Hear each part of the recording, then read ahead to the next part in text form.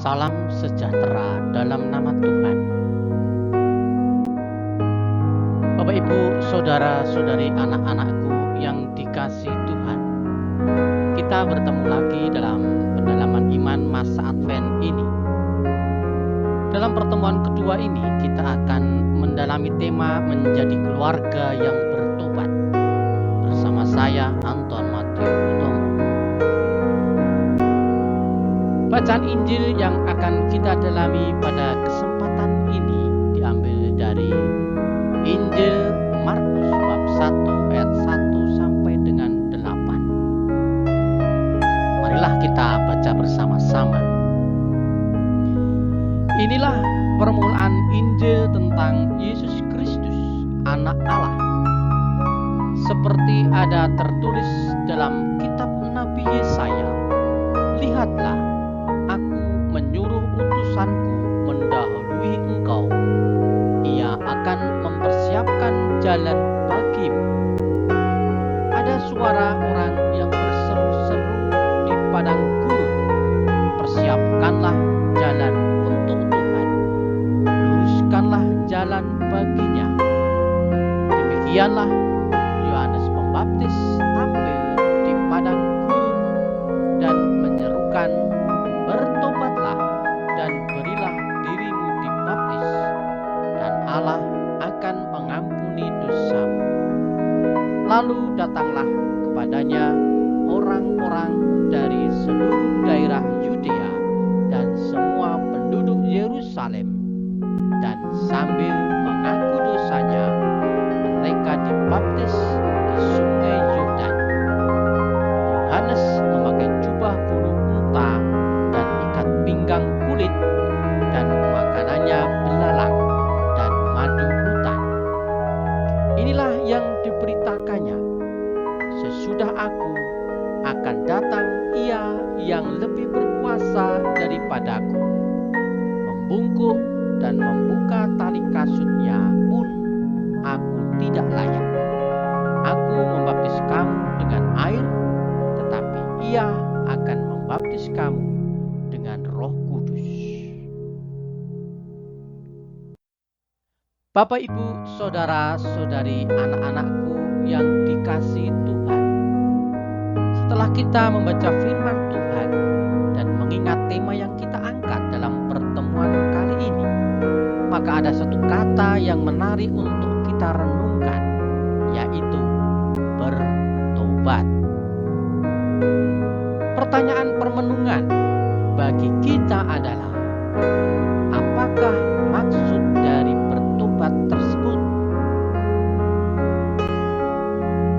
Injil Markus bab 1 ayat 1 sampai 8 menampilkan seorang Yohanes Pembaptis sebagai seorang yang digambarkan dalam kitab Nabi Yesaya sebagai seorang utusan yang mempersiapkan jalan bagi kedatangan Tuhan. Sebagai seorang utusan, Yohanes Pembaptis menyerukan tentang pertobatan. Ia berkata, bertobatlah dan berilah dirimu dibaptis, dan Allah akan mengampuni dosamu. Bagi kita yang sudah memberi diri dibaptis, apakah makna seruan pertobatan tersebut? Seruan pertobatan adalah seruan agar kita meninggalkan dosa. Dosa bisa diartikan sebagai setiap pikiran, kata-kata, atau tindakan yang dengan sadar tidak taat pada kehendak Allah. Kehendak Allah adalah karya kasih Allah yang ditujukan kepada semua orang untuk membawa mereka ke dalam kebahagiaan abadi yang kekal. Intinya, Allah mengendaki agar manusia bahagia. Jadi Bapak Ibu, dalam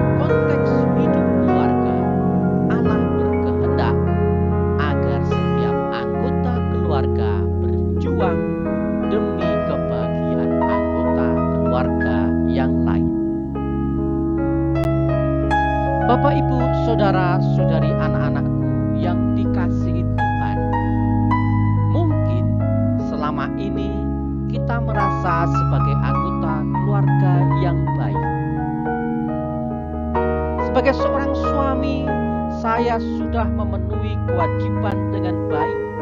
Saya sudah bekerja, pulang tepat waktu, tidak mabuk-mabukan, tidak mencuri, dan tidak berzina.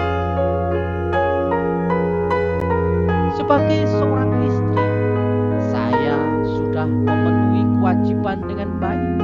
Saya juga bekerja, sudah memasak, rajin, dan tidak menuntut suami. Sebagai seorang anak, saya sudah memenuhi kewajiban dengan baik. Saya membantu membersihkan rumah, sudah belajar tidak nakal dan sopan.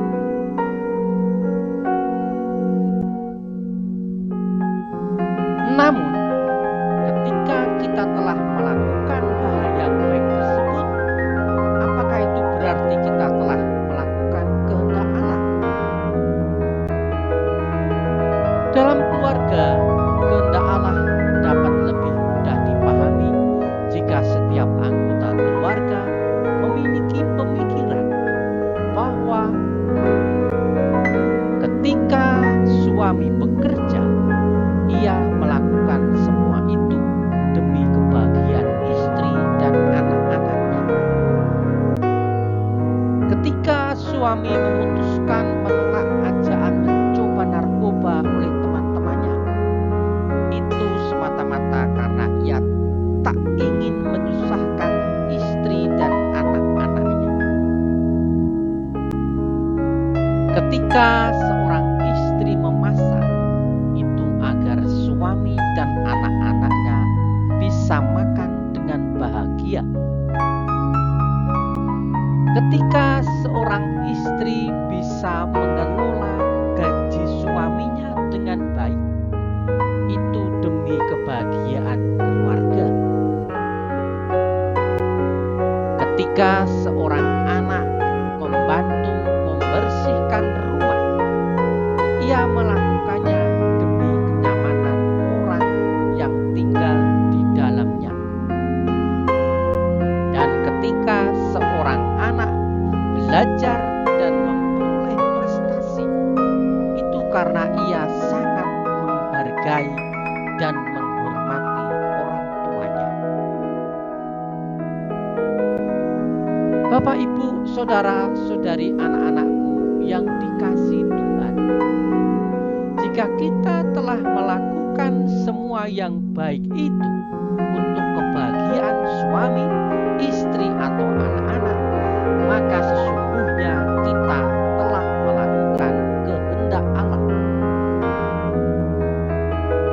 Namun, jika kita melakukan semua yang baik itu hanya untuk kepentingan kita sendiri, misalnya agar aku dinilai sebagai suami yang bertanggung jawab, agar aku dinilai sebagai istri yang baik, atau agar aku dinilai sebagai anak yang berbakti, maka sudah saatnya kita bertobat. Bertobat dalam hal ini berarti hidup saya bukan lagi untuk kebahagiaan diri sendiri, tetapi untuk kebahagiaan orang lain.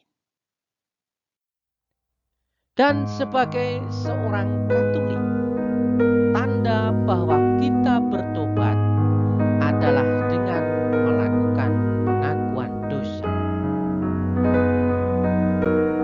Demikianlah, dengan melakukan perbuatan demi kebahagiaan suami atau istri atau anak-anak, kita telah menjadi putusan yang mempersiapkan jalan bagi kedatangan Tuhan, sebagaimana Yohanes Pembaptis berseru, bertobat.